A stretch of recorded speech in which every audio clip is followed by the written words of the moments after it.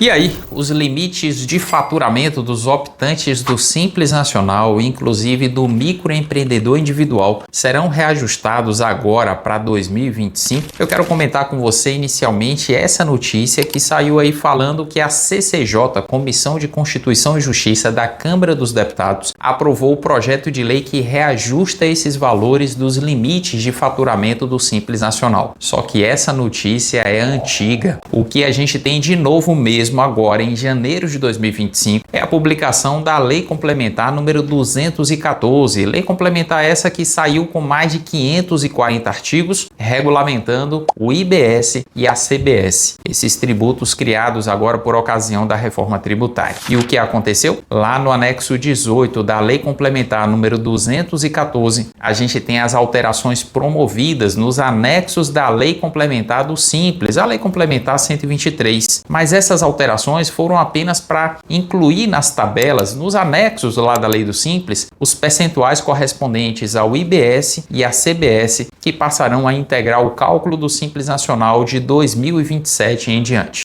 Tanto as faixas de faturamento quanto o limite do Simples Nacional nessas tabelas continuam exatamente do mesmo jeito, ou seja, o teto de faturamento de uma empresa optante do Simples Nacional é de 4.800.000 e esse valor se encontra fixado na lei desde 2018. De lá para cá, nós temos uma defasagem considerável desses números, especialmente se a gente considerar que a inflação foi bastante razoável nesse período. Nesse cálculo que eu fiz aqui, utilizando um site na internet, a gente verifica que o valor de 4.800.000 lá de janeiro de 2018 deveria estar atualizado pelo IPCA em dezembro de 2024 para 6.647.000. Isso significa que a defasagem que nós temos na tabela é bastante significativa e, mais do que isso, é uma forma indireta de os governos aumentarem a tributação sobre as empresas de uma maneira geral. Ainda mais se considerarmos que a maioria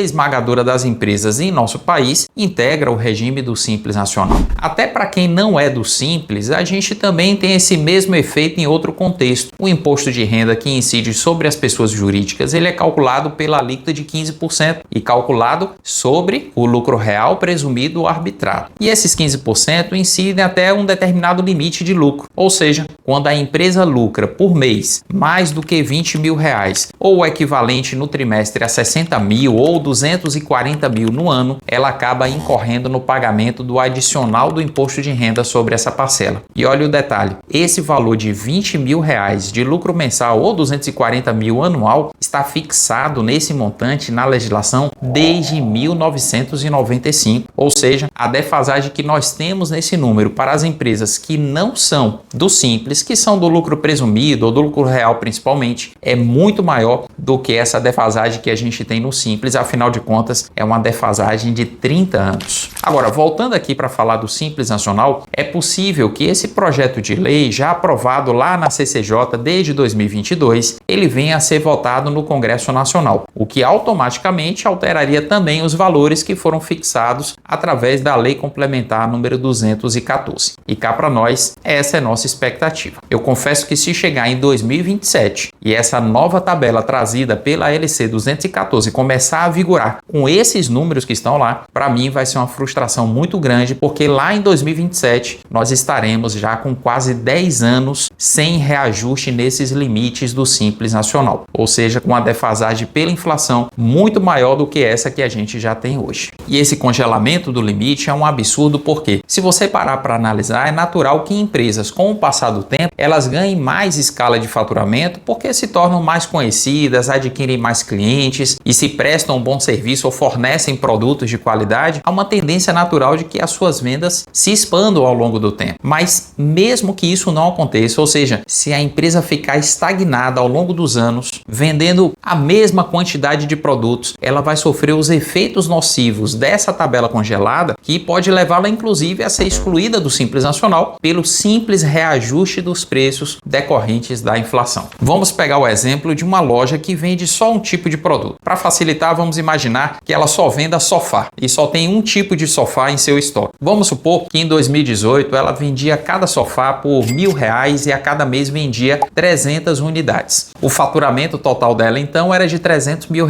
no mês. No ano, isso representava R$3.600.000 e ela podia estar no Simples Nacional. Mas se a gente considerar apenas a inflação desse período e que essa loja de sofá continua vendendo 300 sofás por mês, mas com o preço atualizado pelo IPCA, cada sofá custaria atualmente R$1.384. Isso daria um faturamento mensal de R$415 mil e ao longo do tempo ela não conseguiria mais permanecer no Simples Nacional, porque com o faturamento acumulado estourando o limite de 4.800.000, ela seria forçada a pedir a sua exclusão. Ou seja, se ela estivesse vendendo a mesma quantidade de produtos, ela já estaria fora do Simples Nacional por força desse congelamento do limite ao longo dos anos, independentemente de ter aumentado a quantidade de produtos vendidos mês a mês. Esse congelamento por tanto tempo da tabela do Simples está gerando um efeito interessante em muitos escritórios de contabilidade, inclusive. Conversando com alguns contadores que são parceiros aqui da Open Soluções Tributárias, muitos têm confirmado a mesma coisa que eu vou dizer aqui. Alguns dos seus clientes já não conseguem mais permanecer no Simples Nacional por conta de seu crescimento natural. E aí alguns empresários começam a fazer arranjos que, via de regra, não são legais, como, por exemplo, criar empresas e colocar no nome de terceiros para dividir o faturamento, ou utilizam de outras artimanhas como uma forma de sobreviver no mercado. E na prática eu tenho dito que quem está saindo do Simples porque está estourando o limite de faturamento tem que sair com força, ou seja, tem que ganhar escala em um volume tal que permita ele absorver fora do Simples Nacional esses custos tributários que não raramente são bem maiores. E se você, assim como eu, fica indignado de ver que esse limite ele não é reajustado ao longo dos anos, saiba de duas coisas. Muitos deputados fizeram requerimentos ao longo desses últimos tempos, desde a aprovação daquele projeto de lei complementar pela CCJ até agora, para que esse projeto ele fosse incluído na pauta da Câmara dos Deputados e isso fosse colocado ali em votação. Só que isso não aconteceu porque o presidente da Câmara não atendeu a nenhum desses requerimentos. Se isso passar na Câmara, e a gente vai ter que inclusive torcer para que isso aconteça num curto período de tempo, a gente ainda tem que ver isso ser aprovado também no Senado Federal. E aí a gente pode dizer, é possível que mesmo passando pela Câmara, chegando lá no Senado, esse projeto ele fique engavetado e não vá adiante. E dá para imaginar que a gente teria aí um efeito significativo do reajuste desses limites do Simples sobre as contas fiscais do governo, resultante da ampliação desse limite, que certamente redundaria em problemas ali nas contas do Poder Executivo Federal. Por esse motivo, mesmo passando pela Câmara e pelo Senado, ainda acreditamos que esse projeto poderia vir a ser vetado, pelo menos no contexto atual, e talvez o Congresso precisasse ter que votar com uma maioria ali absoluta pela derrubada desse veto. É por isso que a gente diz que, de uma maneira geral, a mobilização dos empresários é fundamental para que haja uma pressão sobre o Congresso e também sobre o Poder Executivo Federal para que esse reajuste seja feito, que é uma questão de justiça fiscal. E se você de alguma forma quer manifestar o seu interesse para que esse projeto seja aprovado, a sugestão que eu dou é mandar um e-mail para o endereço da presidência da Câmara dos Deputados. Afinal de contas, esse projeto de lei complementar, o PLP número 108 de 2022,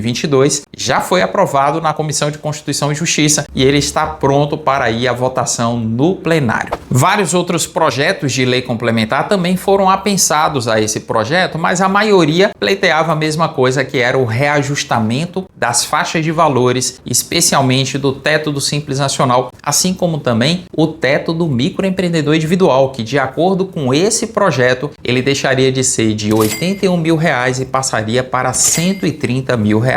Vamos torcer para que esse projeto no mínimo seja apreciado e ainda que o reajustamento não seja integral, que haja pelo menos um avanço nessa questão que, como eu frisei, é uma questão de justiça tributária. E se você gostou desse vídeo, não deixe de comentar, curtir, compartilhar, a fim de que a gente continue recebendo seu feedback e produzindo outros conteúdos que venham auxiliar você a se manter atualizado em meio a essa legislação tributária tão dinâmica, objeto de tantas alterações em nosso país. Muito obrigado pela sua audiência e até o próximo vídeo.